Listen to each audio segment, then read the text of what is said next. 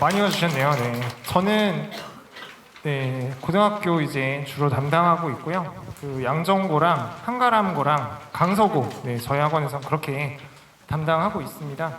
그래서 오늘 제가 알기로 아마 그 중학생 학부모님들이 많이 와주신 걸로 알고 있는데, 요즘 영어가 좀 어떻게 돌아가는지 이런 것들 전반적으로 좀 이야기를 드리도록 하겠습니다. 네. 저는 이제 대학에서 영어 전공을 했고요. 한 횟수로 15년째 이렇게 학생들 가르치고 있고, 제가 이제 입시 쪽에도 관심이 좀 많다 보니까 학생들하고 이제 그런 분야에 대해서도 꾸준하게 상담 진행하고 있고요. 자, 요즘 아마 다들 알고 계실 텐데, 이 입시 시장이, 이걸 시장이라고 표현을 하자니 좀 너무 제가 사교육 선생 같은데, 입시 분야가 굉장히 많이 어지러운 상황입니다. 아시다시피 이제 교육과정이 바뀌죠. 교육과정이 바뀌는 속에서 이전과는 너무 많은 것들이 달라지기 때문에 우리 학부모님들이 많이 혼란스러우실 줄로 알고 있는데, 솔직히 말씀드리면 영어는 크게 달라지는 게 없습니다. 영어는 기존과는 거의 달라지는 게 없고요. 아시다시피 국어라든지 수학이라든지 탐구 영역에서의 변화가 훨씬 더 큰 상황이기 때문에 영어 자체의 학습법은 제가 이전과는 크게 다르다라고 말씀드릴 수는 없어요. 대신에 입시 자체 제도가 너무 많이 큰 폭으로 바뀌고 있기 때문에 결과적으로 대학을 가는 것이 많이 불확실해졌죠. 그러니까 영어 자체의 변화의 어떤 과목의 어떤 변화는 없다고 하더라도, 그런 의미에서만큼 그 영어라는 과목 하나만큼은 좀 안정적으로 잡아놓고 다른 과목에서 점수를 최대한 내보는 것, 그게 어떻게 보면 기존에도 의미가 있었던 방법이고요. 앞으로 입시가 이렇게 어수선하게 바뀌는 과정에서도 영어는 좀 확실히 담보로 잡아놓고 다른 과목에 많이 시간을 할애할 수 있게 그렇게 이제 학업을 나가야 된다라는 말씀을 먼저 드리면서, 그리고 이제 아직은 고등학생 자녀를 두지 않으신 분들이라면 그런 이야기 나중에 듣게 되실 텐데, 우리 아이들이 이제 고등학교를 가고 내신 성적을 처음에 딱 받아보면 아마 이런 이야기를 할 겁니다. 엄마, 나 정시할래. 아이들이 그 중간고사를 한번 딱 보고 나면 자기가 수시로 대학을 갈 수 있는 가능성에 대해서 확 닫아버리는 경향이 있어요. 그런데 아시다시피 지금 현재 기준으로까지 말씀을 드리면 대입에 반영되는 내신은 3학년 1학기까지 기말고사입니다. 그리고 그 시험은 횟수로 따지면 총 10번이고요. 그러니까 10번의 시험을 통해서 우리 아이들이 대학에 갈 기회를 차근차근 만들어 가는 건데, 사실 한 번 시험, 두 번 시험 망쳤다고 해서 그 대학의 문이 완전히 닫히는 건 아니거든요, 절대. 그리고 통계도 있어요. 내신 좋은 아이들이 결국 수능도 잘 보더라라는 통계가 있습니다, 실제로. 그러니까 평소에 열심히 하는 아이들이 결국 수능까지 열심히 봐서 정시든 수시든 경우의 수를 최대한으로 가져간 다음에 대학을 골라가는 거지, 1학년 1학기 겨우 한 번 지나고 나서 내가 내신을 해보니까 엄마 난 이 길은 아닌 것 같아 라는 말을 절대 그대로 다 들어주시지는 않았으면 합니다. 이 아이가 나중에 정시로 대학을 가든 수시로 대학을 가든 그거는 최대한 준비를 해놓고 난 뒤에 따져야 할 경우의 수인 거지, 너무 일찍부터 우리 아이는 수시입니다, 정시입니다, 섣불리 판단하시는 건 조금 조심해 주실 필요가 있다라고 경험상 말씀을 드리고요. 따라서 내신과 수능 모두를 다 챙기는 게 영어가 됐든 수학이 됐든 국어 탐구가 됐든 가장 중요한 방법이라는 거 처음에 말씀을 좀 드릴게요. 그리고 영어는 이제 작년부터 수능이 많이 달라졌죠. 영어 같은 경우에도 사실 문제를 내는 방식이 좀 달라진 거거든요. 근데 6월 평가원 모의고사 아마 들으셨겠지만 영어 같은 경우에는 현재 수능에서 절대평가로 보고 있습니다. 그래서 절대평가 과목인데 사실 절대평가 과목으로 바꾼 거는 쉽게 내자는 취지였죠. 영어에 대한 학습 부담을 줄여서 근데 결과적으로 풍선 효과가 나기는 했지만요. 그래서 원래 영어 수능은 1등급이 한 7%에서 8% 정도 되는 학생들이 1등급을 받으면 적정 난이도라고 판단을 합니다. 근데 이제 매번 그게 잘 안 돼 오다가 이번 6월 평가원 모의고사에서는 1등급이 1.47%밖에 안 나왔어요. 이거는 역대급으로 난이도 조절을 실패한 겁니다. 그래서 국어 수학도 어려웠는데 영어가 1등급이 1.47%, 이거는 사실 한 번도 나온 적이 없는 통계거든요. 6월 평가원, 9월 평가원에서는. 그렇기 때문에 아이들이 영어가 너무 어려워졌다, 영어가 너무 힘들다. 근데 솔직히 말씀드리면 이거는 영어가 어려워진 게 아니고요, 우리 아이들이 영어를 공부를 안 하는 겁니다. 네, 이게 지금 3학년 아이들이 코로나를 제대로 직격으로 맞은 학년이에요. 그래서 솔직한 이야기로 학업에 대한 어떤 성취도가 많이 떨어져 있는 상태고, 또 작년 이 9월 평가원 모의고사부터 영어 수능을 내는 방향성이 약간 달라지기는 했어요. 그 킬러 문항이라는 걸 없앤다라는 취지 하에 전반적으로 이제 약간 문제 스타일이 달라진 측면이 있는데, 과연 그렇다고 해서 1등급이 1.47%밖에 안 나올 시험이었느냐? 저는 절대 그렇게 생각하지 않습니다. 그래서 이거는 영어가 어려워졌다라는 관점에서 봐주시기보다는 난이도 출제가 조금 미흡한 점은 있었지만 결과적으로 우리 아이들이 좀 영어를 예전만큼 열심히 하지 않는다. 그래서 역으로 다시 한번 강조를 드리거니와, 그 영어 예전만큼 안 중요한 거는 맞는데요, 영어를 확실히 미리 잡아두지 않으면 다른 과목 공부할 시간이 없습니다. 그래서 그 부분을 뒤에 가서 좀 말씀을 드릴게요. 네. 아무래도 이 인근 지역에 학교에 관심이 많은 분들이 계실 줄로 알고요. 인근 학교 시험들이 영어가 대체로 어떻게 나오는지를 말씀을 드리면, 일단 첫 번째, 원문 대비 변형 수준이 좀 높다는 겁니다. 이게 이제 학교마다 좀 달라요. 예를 들어 인근의 양정고 같은 경우에는 아이들 시험 범위로 제시된 지문이 큰 변형 없이 거의 그대로 나오는 편이기는 합니다. 근데 이것도 학년마다 시험마다 조금씩 다르거든요. 대체로 변형을 안 하기는 하지만 지난 기말고사, 1학기 기말고사 2학년 시험 같은 경우에는 거의 강서고급으로 시험을 변형해서 출제를 했었어요. 그러니까 이 학교는 이런 내신의 특징이 있다를 너무 100% 변함없이 이런 식으로만 시험을 낼 거야 라고는 생각해 주시는 건 조금 무리가 있고요.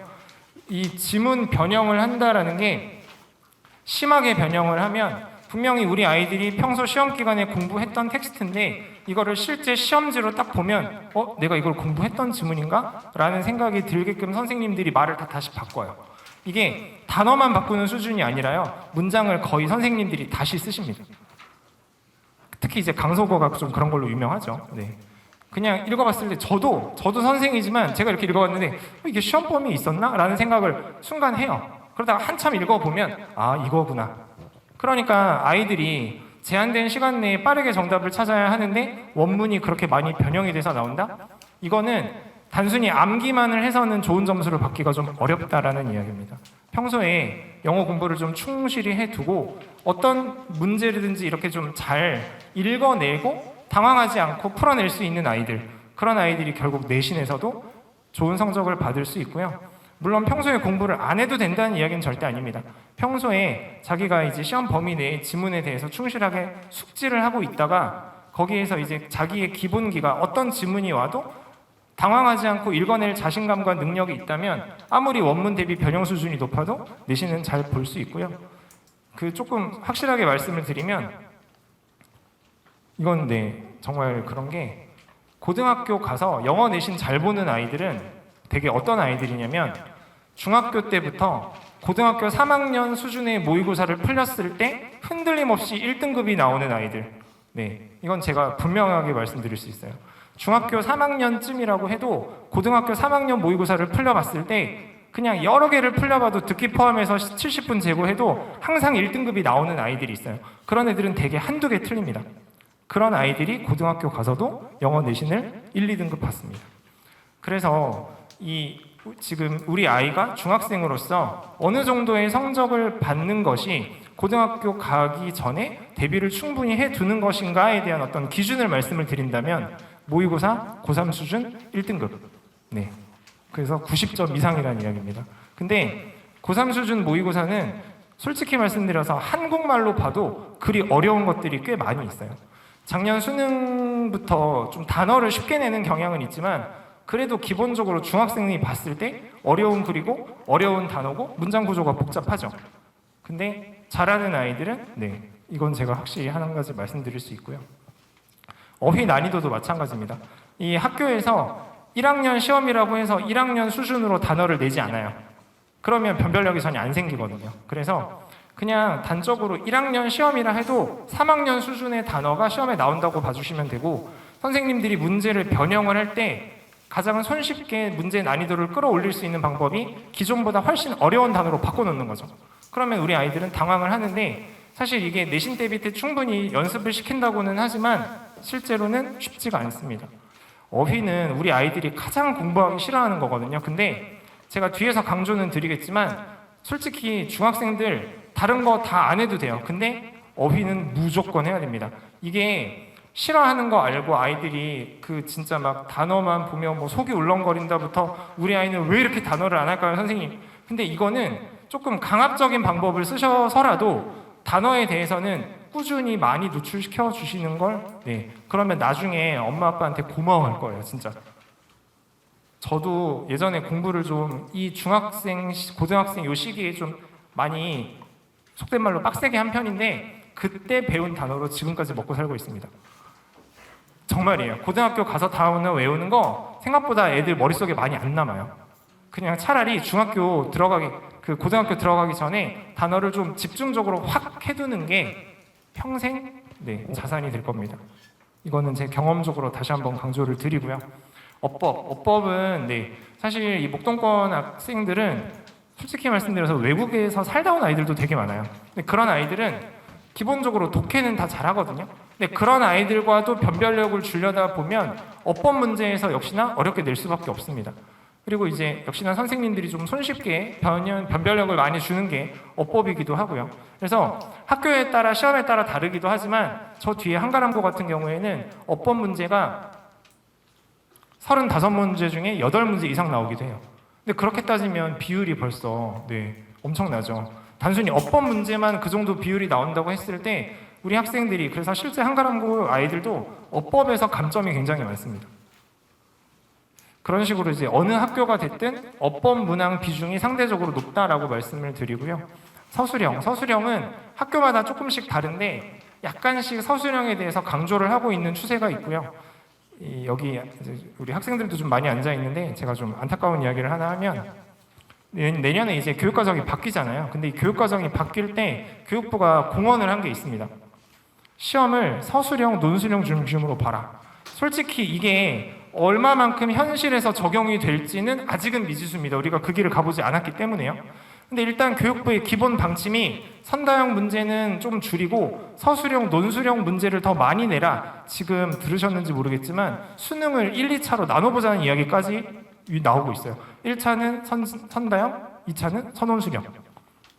그게 현실이 될지 안 될지는 모르겠지만 이런 흐름이 있다는 걸 감안을 했을 때 이 문장 완성 서술형과 같이 우리 학생들이 직접 영어 문장을 써야 하는 서술형은 이전보다 비중이 올라갈 가능성이 큽니다. 현재도 물론 그렇지만요.